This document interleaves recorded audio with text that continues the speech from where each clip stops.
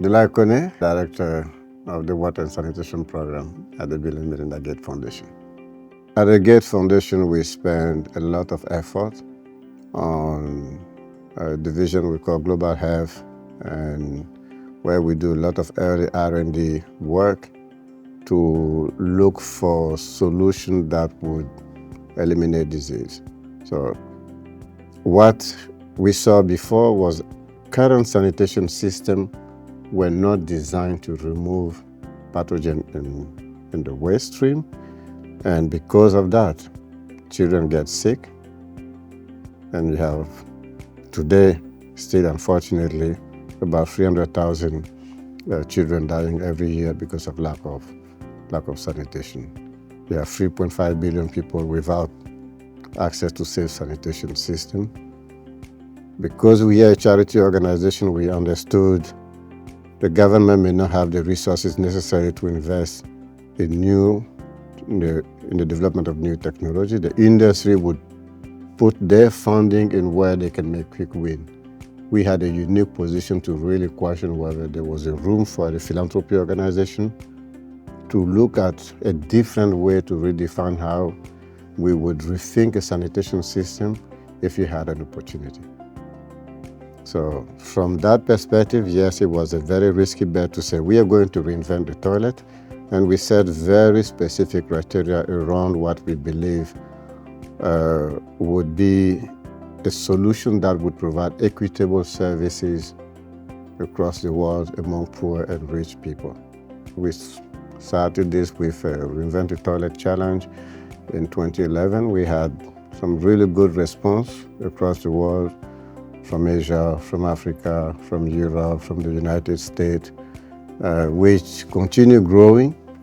And this early inventor actually showed that it was possible to remove pathogens from human waste and really turn the toilet into a machine that can be safe for processing waste, but also for the users. That gave us a lot of confidence.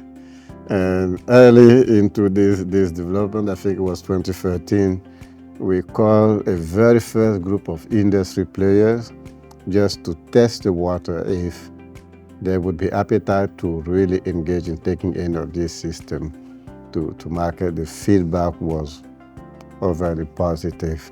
So when we understood that there was a potential path to commercialize this solution, the biggest question was, how would we frame the best guidelines for industry players?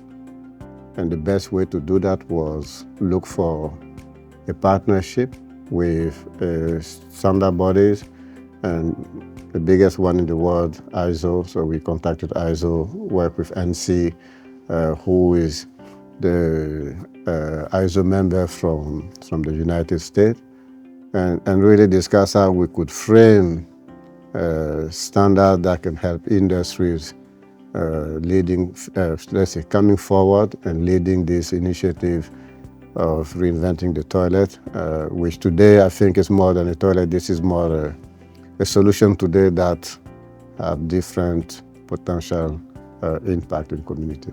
And ISO help framing for us what those international standards would be. And this was a forward-looking standard to say, if we are to reinvent sanitation, we have to rethink of sanitation system as solution that can provide health and safety for the users, for communities, sanitation system that can be water independent, can generate their own water for reuse, for flushing, sanitation system that can be designed as a appliance, safe product, and provide same aspiration as a flush toilet, can be deployed in poor communities, in the rich communities.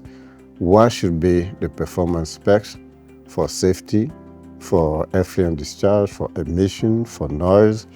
That's what we did with ISO, and the community that participated to this, I think, did really a great job putting forward a very innovative and forward-looking standard that has helped today turn some of these great bets and ideas into product available into the market.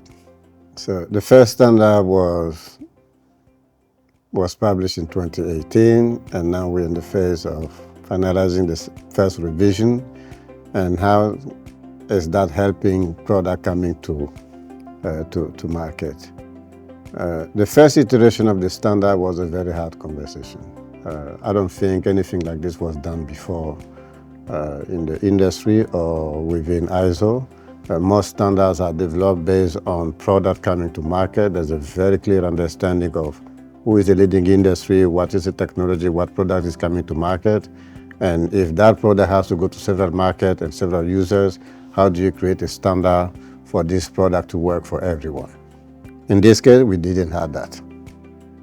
You really had to think, redefine that concept, that target, performance, safety, guidance, and design a standard for testing. Would it work? We did not even know.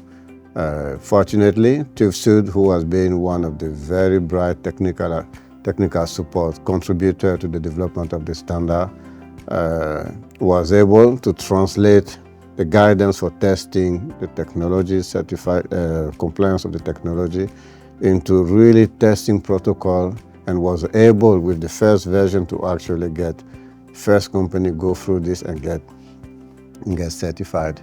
The way this is helping the industry players, instead of the Gates Foundation saying, this is the specs of a reinvented toilet, there is an international standard. It's been adopted by more than 20 countries. And these countries include, the United States, Canada, France, or Cote d'Ivoire, and Nepal, and many others are on the verge of adopting the standard, including China. So the industry has now a very good reference it's like a guidance for innovating. This committee has built very strong requirement for safety, for dignity, so that the industry can actually provide the right solution.